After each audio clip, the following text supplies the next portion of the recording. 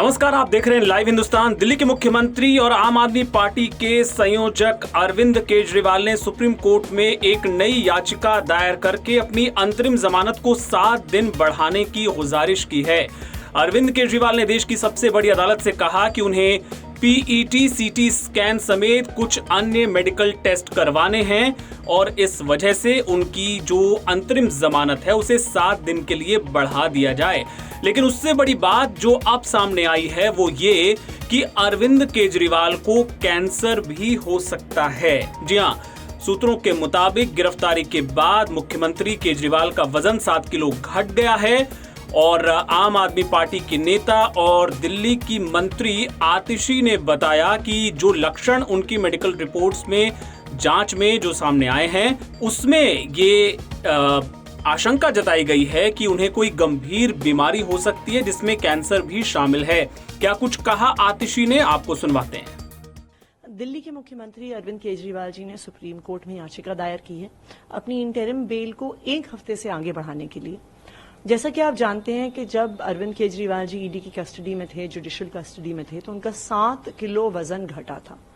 जब वो बाहर भी आए हैं तो डॉक्टर्स की जांच के बाद इसका अभी कारण समझ में नहीं आया है, ना ही वो वजन फिर से उनका बढ़ा है। डॉक्टर्स ने जब टेस्ट कराए तो उनके कीटोन लेवल्स बहुत हाई निकले हैं। ये unexplained weight loss, sudden weight loss, ketones level का हाई होना किसी सीरियस बीमारी का इंडिकेटर हो सकता है, जिसमें किडनी की सीरियस प्रॉब्लम्स, यहाँ तक कि कैंसर जैसी बीमारी भी हो सकती है। तो डॉक्टर ने सजेस्ट किया है, मैक्स के डॉक्टर्स ने मुख्यमंत्री के चेकअप किए थे और उन्होंने एक एक्सटेंसिव हेल्थ चेकअप के लिए सजेशन दिया है। ये चेकअप इसलिए भी अभी इमीडिएटली जरूरी है क्योंकि जो ये सीरियस बीमारियां होती हैं उनका अर्ली डिटेक्शन बहुत इंपॉर्टेंट होता है। अर्ली डिटेक्शन होता है, बीमारी जल्दी पकड़ी जाती है तो इलाज जल्दी शुरू होके इंसान की तबीयत जल्दी ठीक हो सकती है। लेट डिटेक्शन होता है तो बीमारी आगे की स्टेजेस पर प्रोग्रेस कर सकती है। 30 तारीख तक अरविंद केजरीवाल जी कैंपेन में व्यस्त हैं, उसी के लिए उन्हें जमानत मिली है। तो ये टेस्ट करवाने के लिए उन्होंने सुप्रीम कोर्ट से 1 हफ्ते का समय मांगा है। आपको बता दें कि केजरीवाल को सुप्रीम कोर्ट ने चुनाव प्रचार में हिस्सा लेने के लिए 1 जून तक के लिए अंतरिम जमानत दी थी और 2 जून को उनको सरेंडर करने को कहा गया था। 1 जून को लोकसभा चुनाव के अंतिम चरण का चुनाव है और 4 जून को लोकसभा चुनाव के नतीजे आ जाएंगे, लेकिन उसके पहले ही अरविंद केजरीवाल को सरेंडर करना होगा।